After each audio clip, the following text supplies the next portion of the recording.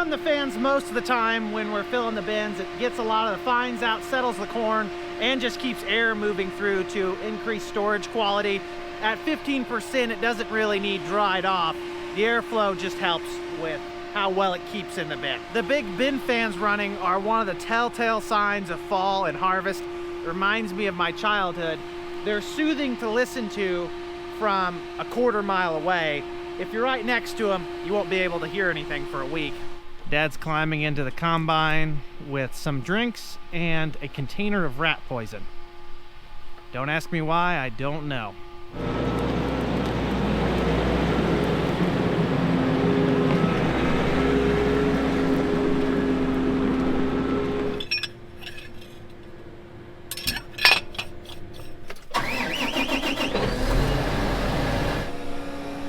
The equipment's all starting to get a nice coat of dust on it. It's better than mud. Do any of you have a favorite part about harvest or fall in general? A sight or a smell?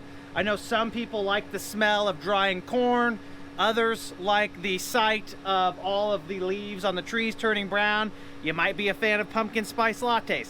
I don't know, and I don't judge. Drop me a comment down below and tell me what you enjoy most about this time of year. There's more corn to be picked and a lot of room left in our bin, so we're gonna get after it.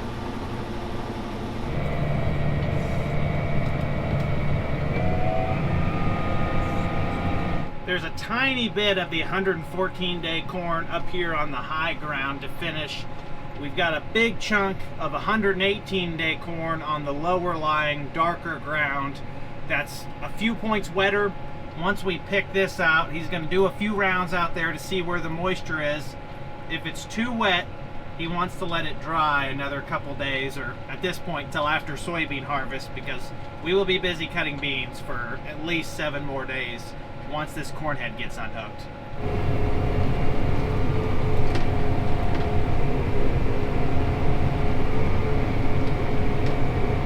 Dad's sending a sample to the elevator to check the moisture, so he's confident in his decision.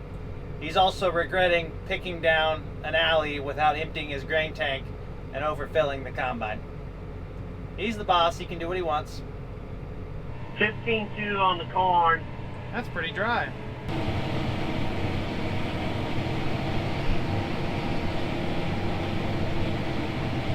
By the way, today's video is brought to you by the worldwide leader in effective and innovative crop protectants, our friends at Syngenta. I'll talk a little bit more about their products and how they've helped us this year as the video goes on.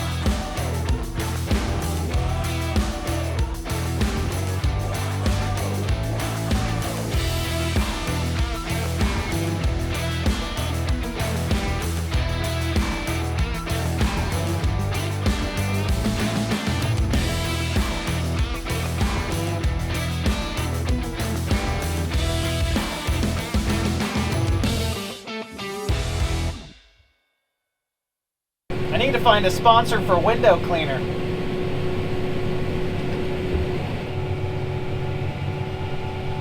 Speedy's back in the truck this morning.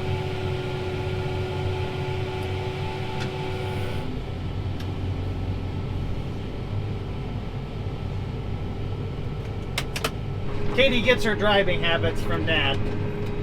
Apple doesn't fall far from the tree.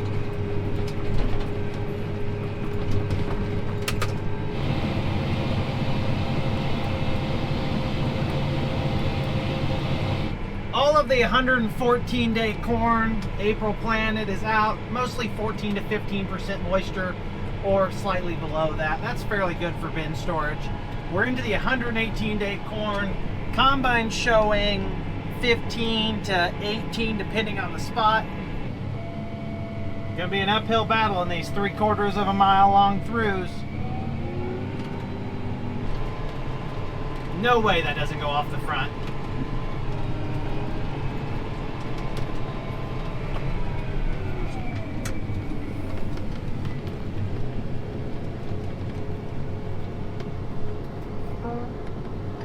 I was wrong. There's probably room for 2 or 3 more kernels before that thing pops.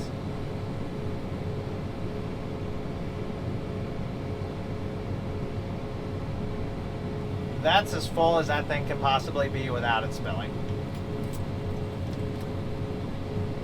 Heard it spill a little. How is that corn still green? Amazing.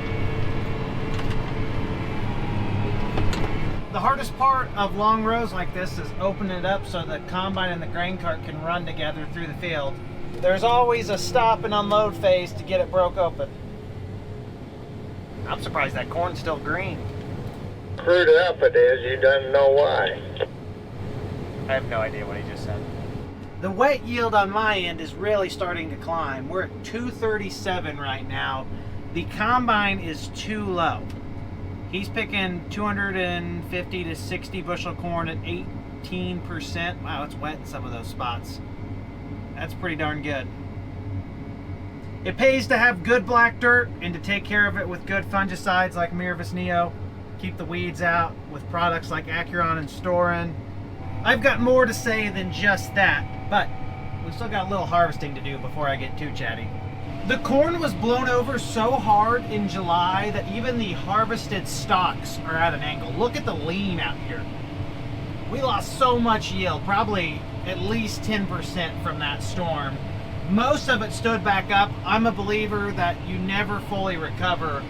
If we pick 240 to 250 bushel corn on this farm, I'm confident that we had 275 plus without the wind. Just look at the lean out here, how lodged it is. Green as a gourd though, that's good.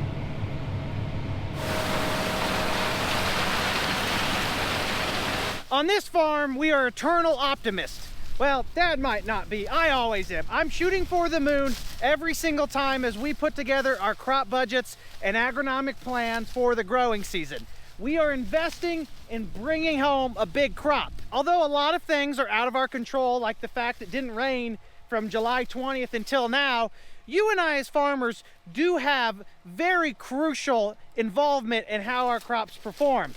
We want to take steps to ensure a big harvest if everything else falls in line. Maximize value, bring home the biggest return on investment, and protect your crop with good crop protectants. I gotta get back in my seat or my bonus will be gone for the day. I may not even get lunch if that combine stops. Big combine, big yields, and big passes are keeping me busy right now.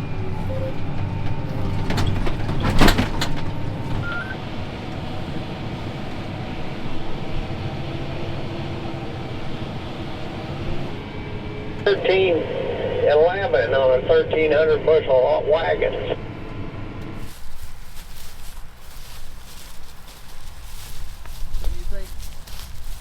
We're looking for our high management plots.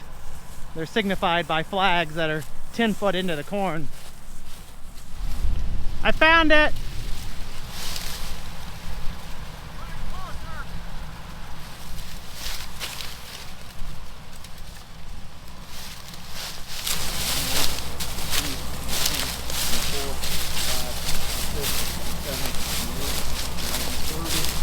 In my opinion, the baseline of successful crop management is determined by your genetic choice in the field, your corn hybrids. This one happens to not like the wind, unfortunately. When it gets up to 90 miles an hour and takes a bunch of trees out in your yard, I don't think many hybrids are going to fare well. Additionally, you have drainage, fertility, and of course weather, which all kind of tie in together to establish your top end yield potential.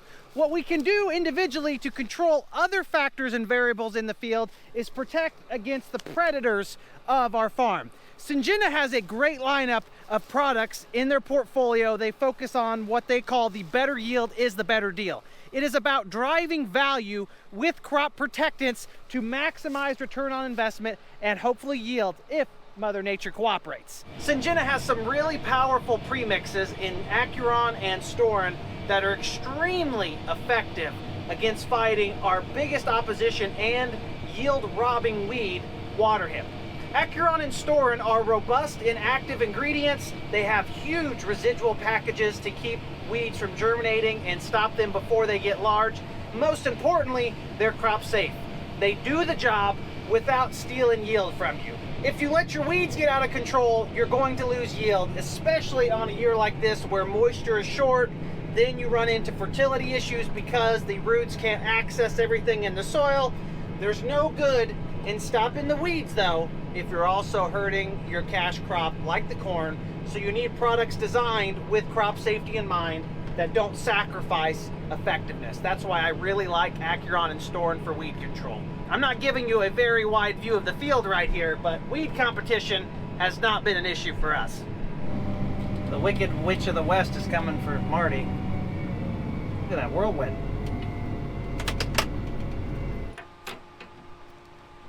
Turn it on!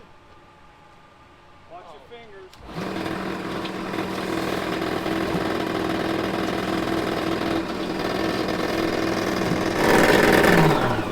Is there a bearing under here? Shouldn't be. Yeah, probably on the roller. Maybe not. Go ahead and dump, I guess. You want me to look in the bin? Yeah. Andy can. There has to be a roller underneath.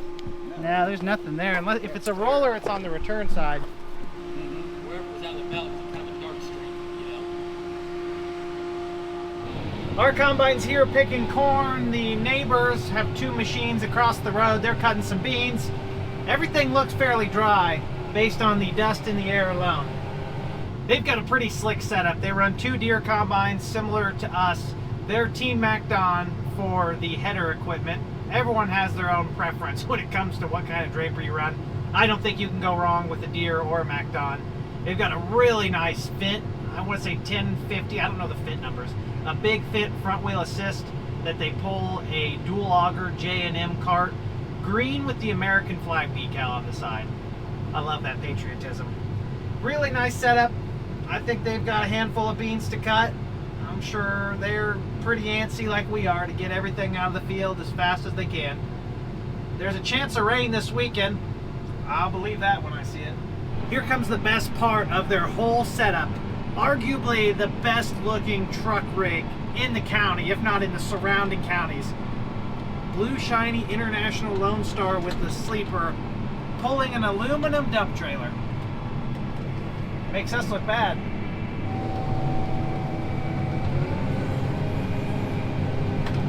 Everything's getting worked out hard today. The combine, the cart, the trucks. I just love how fast this cart unloads. To my detriment at times, for sure. There's probably 1 bushel an acre of losses across this whole farm just from what I've spilled off the cart.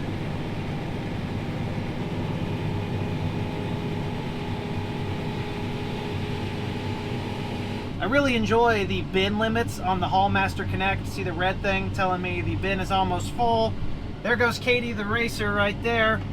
The load's not punched in yet. It'll add another 925 to the bin. There you go. That was a 928 bushel load. I've been running the automated load system. It's very nice. Takes all of the mental work out of loading a truck. The plant health out here is insane. We lost a lot of kernels from the wind, but I guarantee you the test weight is making up for it.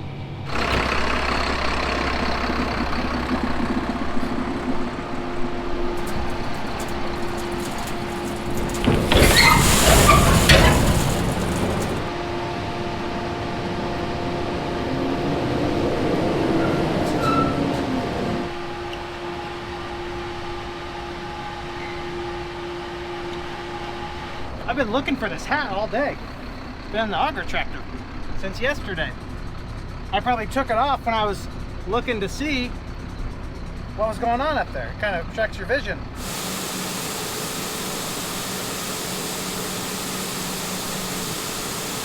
Look at the size of this whirlwind. It's at least 300 foot in the air.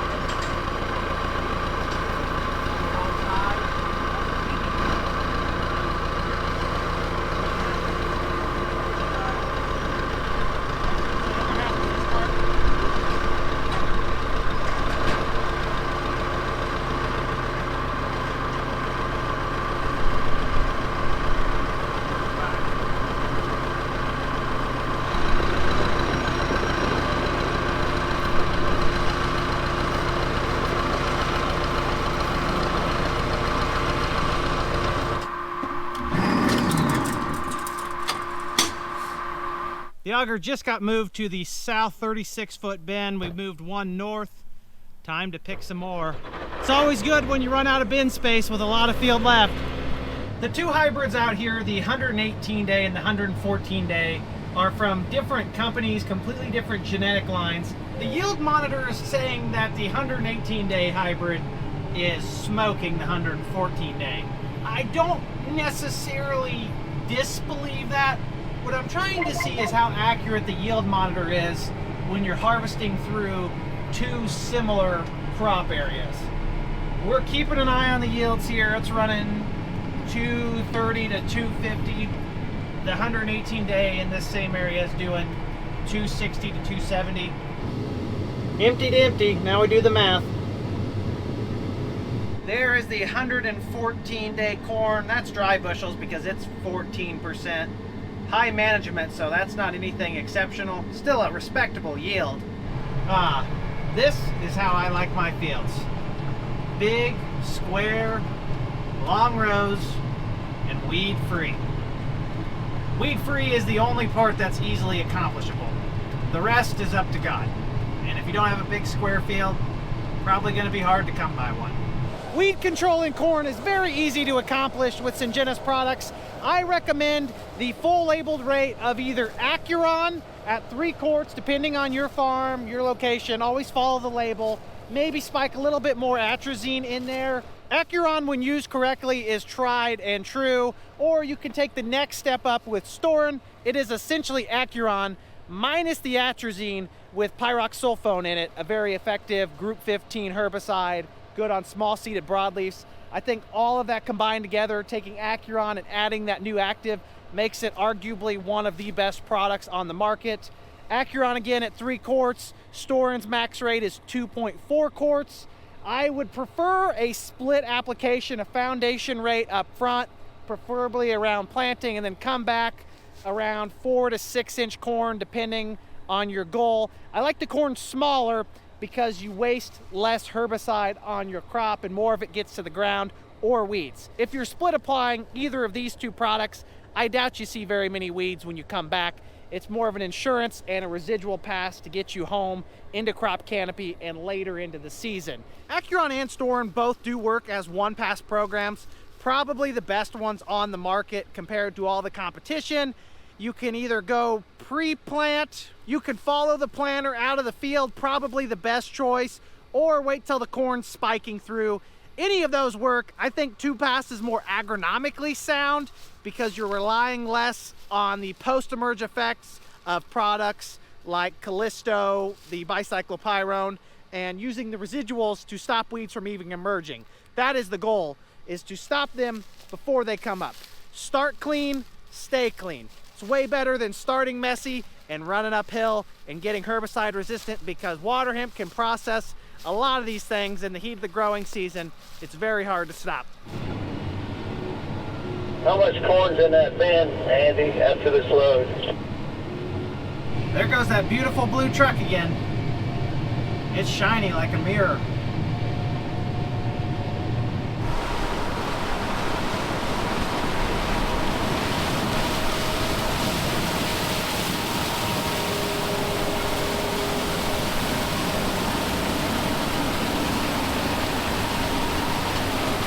This is the high population, high management, 118-day hybrid. We're yield checking it too, just to see how it compares to the 114-day next door. The yield monitor says it's at least 10 bushels better. Plant health looks really good on it. Ears are filled out nicely. It's hard to judge the ears individually, because if a plant's blown down here, the one next to it's probably going to be bigger. Dad's going to pick about 1 hopper full of this hybrid. If the yield looks really impressive, we may finalize an NCGA entry with it. If it's only in the mid to upper 200s, it'll probably just be a quit and forget type deal for us. There's no reason to waste anyone's time trying to pull a sample of corn that doesn't impress anyone. Perhaps we could have done a better job. We didn't really pay too much special attention to these areas other than an extra pass of fungicide, maybe a foliar feed, a little bit more nitrogen. Once the wind came through and lodged it and snapped it, I kind of gave up on it myself. Without a doubt, it's good and profitable corn, just not going to turn any heads.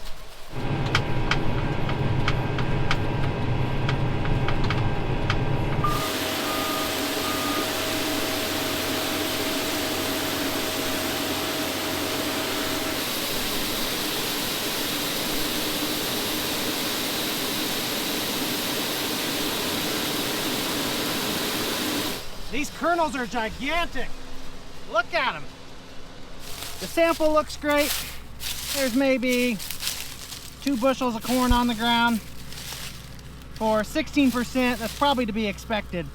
Those are huge. Look at them. Chunky. Can anyone guess what a 118-day hybrid this is? There's your hint. That's not even close. This hybrid's got a 30 bushel advantage on the competitor. Wow. I'm shocked the yield difference was that significant between those two hybrids. The reason I'm not saying the name of the hybrids has nothing to do with who they are.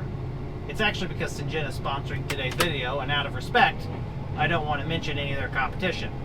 Rightfully so, and I'm gracious for their support.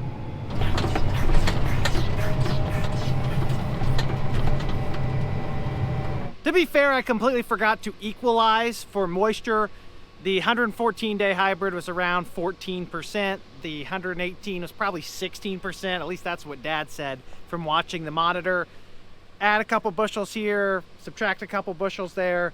Probably puts you in the upper 20s, 28, maybe 27 bushel difference. Still pretty stark for that large of a swing between two racehorse hybrids. That 118-day one, whew, it's a hitter. Dad, Katie, and I have somewhere to go. Chris and Jeff are closing up shop for the night.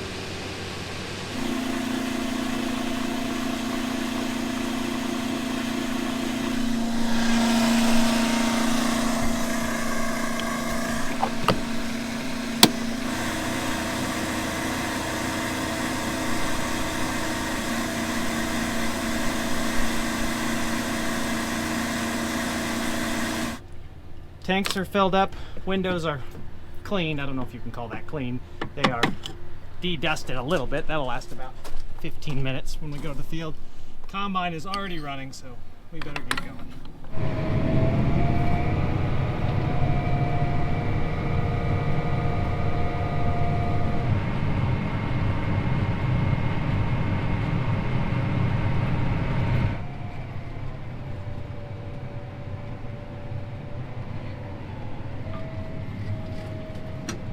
blame me. I'm late to the party. A tank of fuel will do a lot of grain carting. I pencil in about 0.6 gallons per acre for corn on the grain cart, 0.4 for soybeans. That does include a little bit of road travel, nothing excessive. Combines, I run about 1.2. Again, no excessive road travel included in that average. The combines are a little bit more fuel sensitive. If you get into higher yielding crops, maybe wetter soybeans, tougher soybeans, you can see those averages going up. This X9 is extremely fuel efficient. Say what you will about the machine, its reliability, its price, it does use a lot less fuel than a big S780, S790, or S7800, S7900 is what they're calling the new models. That doesn't justify the price difference between this and its smaller counterparts. If we didn't buy this one used, we wouldn't have one. If any of you keep track of fuel usage on your farm, I'd love to know what kind of fuel you are burning. I could be off a little bit. I'm just trying to ballpark my numbers when I put in bids on farm, try to analyze profit. That's important to me to know every single line item, how much fuel we're putting in, all these things. After yesterday's test, Dad and I discussed it. We're not going to make an official NCGA entry. We just didn't do a good enough job. We're essentially quitting at the end. 250, 280 bushel corn. It's good yields, profitable definitely, even with the added products we put on these farms. It just doesn't make it worth having someone out here and sending a truck to the elevator. We're not good enough. This is the 118-day corn that was absolutely cooking the 114-day next door. I assume Dad's doing the math right now. 282.6. Pretty good, and real close to the pass next to it yesterday.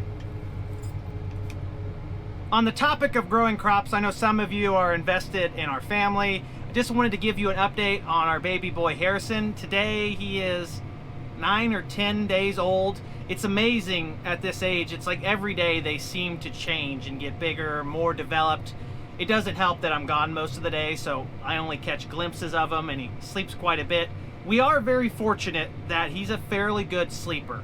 And I say we, maybe he's not that great of a sleeper, and my wife, who's just absolutely wonderful, is carrying the weight of the load at night, and she also has to deal with the other two little boys. She's really an angel to have the patience to deal with them. Not that they're bad, it's just a handful to have 3 small children, one of them regularly needing fed and a close eye kept on it, the middle child being crazy and a slight danger to himself and everyone around him, that's Graham, and then Lennon having school 3 days a week. It's just such a privilege to have a family like that, to have kids, watch them grow up, watch them learn what to do, what's right and wrong, and hopefully grow into productive and respectful adults. That's what we're trying to do. I don't know if we'll get there right now, but that is the goal.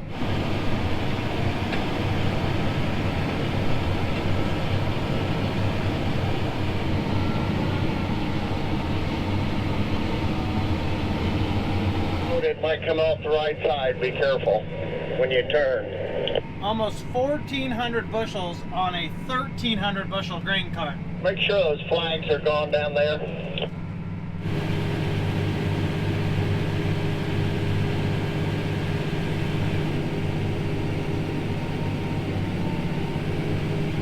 Auto gate control. Just over 900 bushels on her. Beautiful. There's room for more. It helps me keep them legal, take a little strain off of the trailers too. I can get 1,000 bushels of dry, heavy corn on, but that's probably not for the best.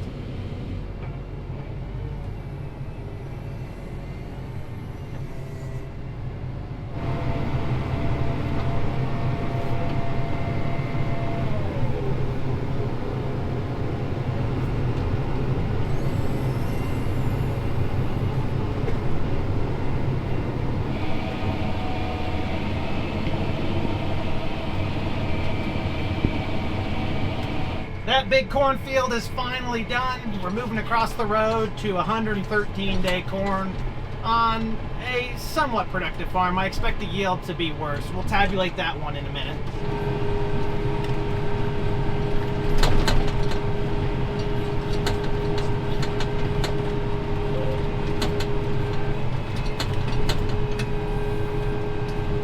There's the final yield on that field, 243.84 wet bushels an acre.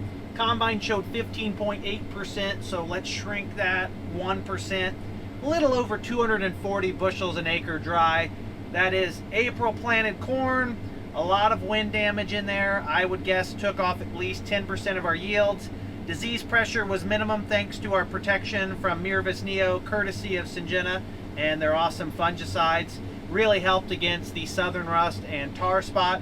Southern rust was more of an issue this year than tar spot, which we normally deal with year in and year out. If our corn hadn't blown over and we'd caught maybe 2 more good rains, I think that's 280 plus bushel corn. Wishes and wants are rather worthless. If I was a couple numbers closer on the Powerball, I'd be a multimillionaire. If it rained, we'd be cutting 90 bushel beans. We can do this all day. Good yields for the year, I think, and it is one of our best farms.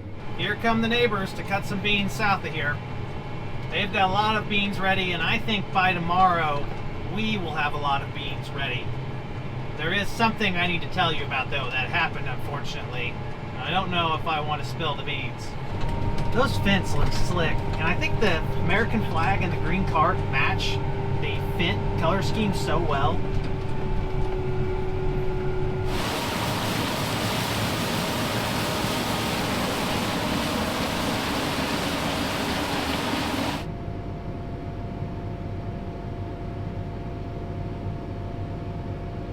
I ran into the bin site just to verify how close to full the bin was. As I was climbing the ladder to check, I heard the auger shear a bolt. The irony in that is kind of hilarious. Conveniently, I have a bunch of tools in my truck, so we helped change the shear bolt really quick. It happens maybe once or twice a year, depending on the grain we're moving, how hard we're running the auger. Once you get a new bolt in there, you fire back up and run. Got a little bit more room in the bin, so we will put a couple more truckloads in and then have to move again. It's never a bad thing to have to keep moving bins because you've got decent corn, though it would be nice to just have a grain leg or something you flip a switch on and move to the next one.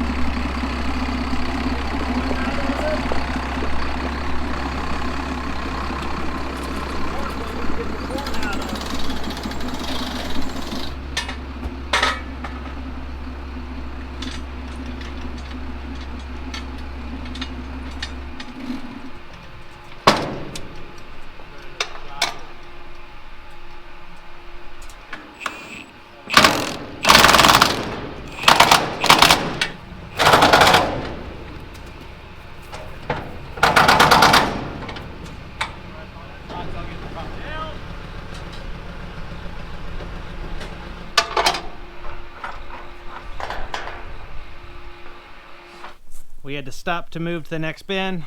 Now we're getting back in our dusty rigs to continue picking corn.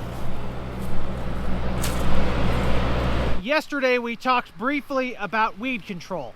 Here's another great example of a clean field brought to you by Syngenta's powerful herbicides. In my mind, there is no negotiating when it comes to weed control. Invest the proper money, keep the weeds down, you don't have to worry about later season escapes, and you don't harm your crop. It's rather easy to do as long as you select the right products on your farm. Another important part of our crop protection strategy is a little more debatable to a lot of growers. I find it to be non-negotiable on our farm to protect everything we've built so far. When we come back later in the season, around tassel or after pollination with the fungicide like Mirvis Neo or Trivapro, depending on the area you're in and the diseases you're concerned about, you can find great activity against a variety of yield-robbing diseases, which can take away a significant amount of your yield if the environment is right for them to proliferate. We prefer to reduce the amount of surprises that happen and protect our crop with a fungicide. It helps with late season standability. You can see right now, though it is earlier in the season, still mid-September, our corn is standing perfectly fine. The combination and value derived from all of these products we've utilized to protect our crop from weed competition and fungal pathogens is what allows us to keep our combine, our grain cart, and our semi-truck so darn busy this time of year. The only thing we were missing this year, unfortunately, is the timely rainfall to really bring that package home successfully. Even despite our challenges, like our grain cart driver overfilling the truck, we still found success with the products we're using. We will continue to invest into these high return on investment things on our farm because we see the value day in and day out. Man, I can't film and talk. This is not going very well. Truck driver looks like she's ready for a nap. This is the same failing tile main that I was flagging across the road on the same field. It runs at least a half mile to the northeast through a bunch of our farms. Falling apart everywhere. This will be our last field of corn before we switch back for a big old stretch of beans. I know we have a couple more fields of corn planted in April that are dry enough to harvest. Beans just always take precedence. We go get them out when we can, don't take chances on them. The corn should be here when we get back, and I'm not worried about the standability because we know we have good stock quality and plant health through the end of the season. Basically, the likelihood of us having to pick up corn off the ground from it breaking off is reduced greatly because of our application of a plant health promoting fungicide like Mirvis Neo. That's one of the best parts about the newest generation fungicides. They're excellent at providing good quality stocks into harvest. That's a big consideration and one of the intangible benefits of applying it. You may not directly see it in a yield count if you're going out there by hand. If you start losing ears or plants go on the ground, that is yield lost at the end of the season for no reason other than just lack of standability. There is an unwritten rule that must only exist in my head. When a combine comes across a tile hole, they really ought to let the grain cart guy know because he's running 15 or 20 mile an hour through the field at times, and I don't see everything. I'm far from perfect, and something like this could rattle my tongue out pretty quick when I chomp it down with my teeth. Same vein I've been talking about for a couple of days, runs all the way up to that waterway, cuts southwest. The other hole I saw was a little bit over there, and then the bigger ones are on the other side of the road. We've got another one on the bean field south of the lane, so there's at least 6 holes here that need fixed I know of. Might be time to just buy a wheel trencher and get in the tiling business ourselves. Except you gotta cross 3 pipelines through here. That may not be for the inexperienced operator to learn on. I told you Katie drives like Dad. Look at him go. You've all heard me say how dry it is here in our neck of the woods. There are red flag warnings out. You can't burn or you'll get a fine if you're caught. We've got our fire suppression system hooked up right there, the vertical till. This Hallmaster actually has a fire suppression system on it, a legitimate one, not a metaphorical one, with 150 gallons of water. Let's just pray that nothing gets a spark to it because this dry material, dry corn, dry bean chaff, one spark or a little bit of heat and it is going to go up in quite the blaze.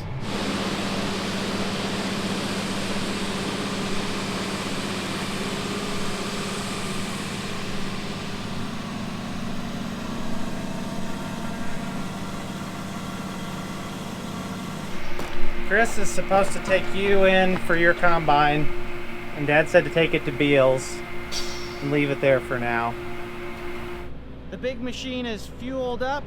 Dad's gonna go pick off one end row that blocks a field of soybeans so we don't have to run over the corn. And we're gonna be switching to beans here pretty shortly.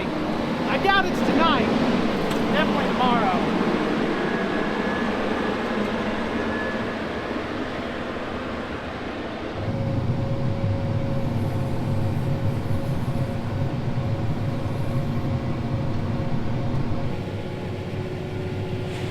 The field that's getting shaved is May planted corn. We're expecting it to be wet, saving some of this 13% April planted corn to use as mixing fodder when it goes into the bin. Most of the field we just picked was pretty dry. The numbers for that field came in at 231, almost 232 bushels an acre dry. That is a less productive farm than where we came from previously. On a percentage basis, after harvesting the first field, which is one of our better farms, this one only being 3 to 4% below that is actually pretty good. The 113-day hybrid we had on this field was a good fit. It's a yielder, but also defensive. It's got a good drought rating. With the trends and weather we've seen and continue to see year in and year out, it may be time to start focusing on hybrids that are very heat and drought tolerant because they perform better, and this trend is really sticky.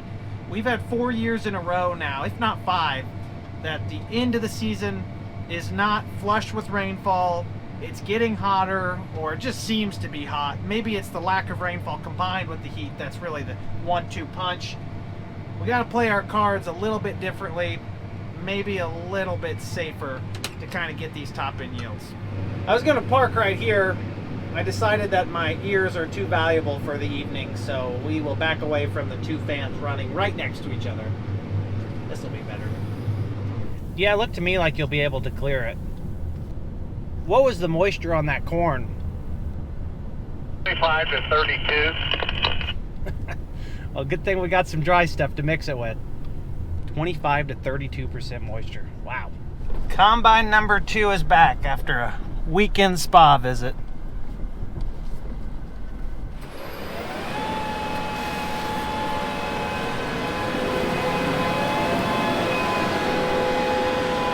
While the combine was at the spa getting its chaffer looked at because we're having some sort of an issue with the sensors and the set point and the readings not working correctly, there was an unfortunate mishap, not involving any of us. We didn't do it, and a specific part on the combine has been replaced. It's one of those spots on a combine that is notorious for accidentally getting ran into things.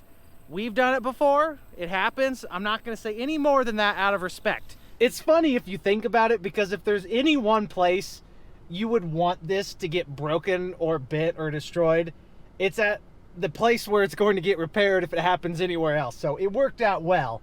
I don't believe we have to foot the bill because we had nothing to do with it. It was in there for a chaffer inspection look over while we were picking corn. Katie's moving down the road. She's going to try to cut a sample of this last field of 3-1 beans that we left a couple days ago. The Drapers were parked here on the last field we cut before going back to beans. Combines are right there. I can't stay and chat because I need to get Dad his head. He's yelling at me on the radio.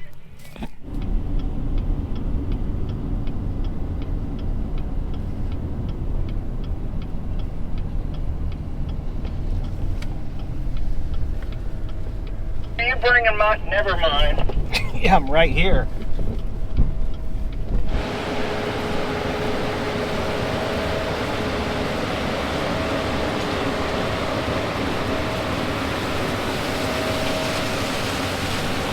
I'm finally headed to the field in the cart. There's our neighbor Jason. He's cutting some beans. A lot of combines starting to fire up around these parts. By the weekend, if not the beginning of next week, I'd guess every single farmer will be harvesting.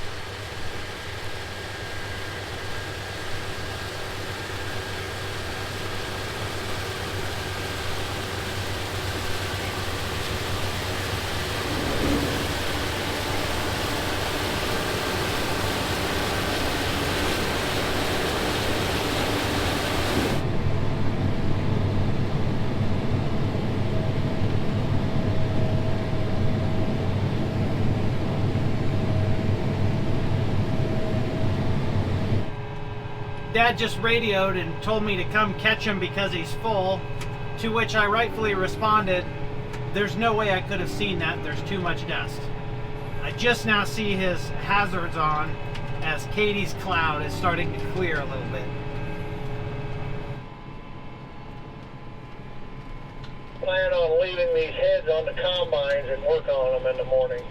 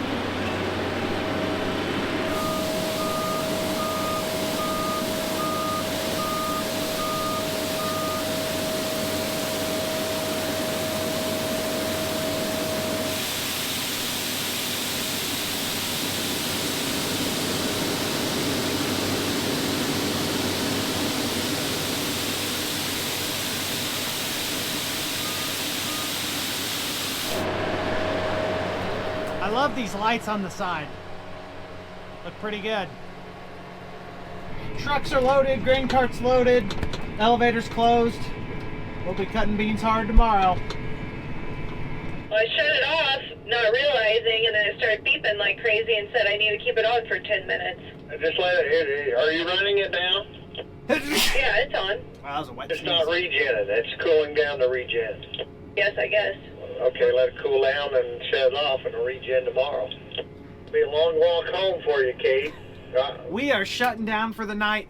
I'm going to be pulling the I'm not plug sitting here, I on just this wanna let you know what video. was going on. Before I do, I want to give one last shout out to our friends at Syngenta and their Better Yield is the Better Deal platform. They have a handful of really effective and premium crop protectants that I think you should explore on your farm for 2026. That ranges from seed treatments all the way to fungicides. From the seed in the ground to the tasseled corn in your field and the herbicide in between to protect you from weeds. They have it all, and I believe it has some of the best ROI on the market. The value is in the yield it brings to the table, and better yet, the value is actually in the yield it protects because of what all of these pests and predators in our field are trying to take from us. It can be as simple as weeds trying to steal sunlight, water, and nutrients. It can be diseases taking photosynthetic material. It all adds up, and that's why I think this platform as a whole, their entire lineup of crop protectants, is exactly what you need on your farm to maximize value, yields, and returns in 2026 and beyond. Check out Syngenta. I appreciate them for sponsoring today's video. We are going to be quitting for the night once Katie's combine cools off from a regen it started right at the end. Go figure. I appreciate you all tuning in, and I sure hope to see you in the next one. Have a great day, everyone. Peace!